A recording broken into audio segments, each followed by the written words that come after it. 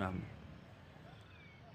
বহু রকম পরিস্থিতি আসবে, কিন্তু সমস্ত পরিস্থিতি যা আমাদের জীবনে চলার পথে আসে, নামটিকে অবলম্বন করে সহ্য করা।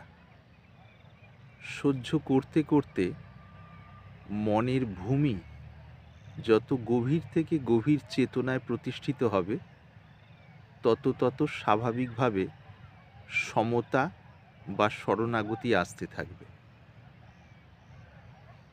সমতা বা শরণাগতি আসার আগে সমতা বা শরণাগতি বিষয়ে নিজের তরফ থেকে কল্পনা না করা।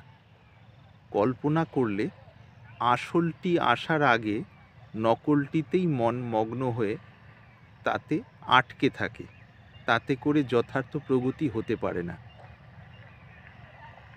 কর্ম, জ্ঞান, যোগ এবং ভক্তি সব ক্ষেত্রেই এইটি প্রযোজ্য। সেই জন্য নিজ থেকে অর্থাৎ নিজের থেকে কল্পনা না করে শুদ্ধ স্বচ্ছ মনে যত বেশি সম্ভব নাম স্মরণ করা। নাম স্মরণ করতে করতে স্বাভাবিকভাবে ভেতরের অবস্থা খুলতে থাকে মানে বিভিন্ন অনুভূতির স্তর নেমে আসে। কল্পনা নয়, আসলেই নেমে আসে। শুধু ধৈর্য এবং নিষ্ঠার সঙ্গে লেগে থাকা। বারবারই এই কথাটি বলার উদ্দেশ্য হলো এইটি, বেশিরভাগ সাধক সাধিকা এই জায়গা থেকে পথভ্রষ্ট হয়ে যান।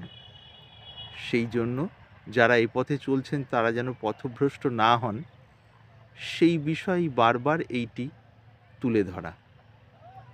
তার কারণ মায়ার অদ্ভুত প্রভাব বিভিন্ন অজুহাতে আমাদের মনকে মূল পথ থেকে সরিয়ে দেয় এবং ভেতরে এই প্রকার ভাবনা সৃষ্টি করে যে আমি যেটা বুঝছি সেটা সঠিক, আমাকে বরং আমার গুরুজি বা গুরুদেব বা মার্গ প্রদর্শক, পথপ্রদর্শক ঠিক বুঝতে পারছেন না।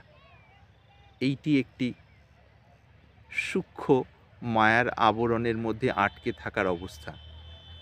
বিশেষ করে যাদের মনে এই প্রকার ভাব, তাদের উদ্দেশ্যে এইটি আবারও স্মরণ করিয়ে দেওয়া।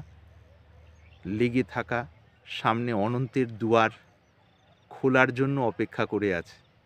কথার কথা নয়, নিষ্ঠা সহকারে চলতে চলতে এই অনুভূতি যখন হবে, তখন বুঝতে পারা যাবে যে যা যা বলা হয়েছিল এবং হচ্ছে সমস্ত কিছু সেই মূলের দিকেই সংকেত মাত্র। প্রণাম।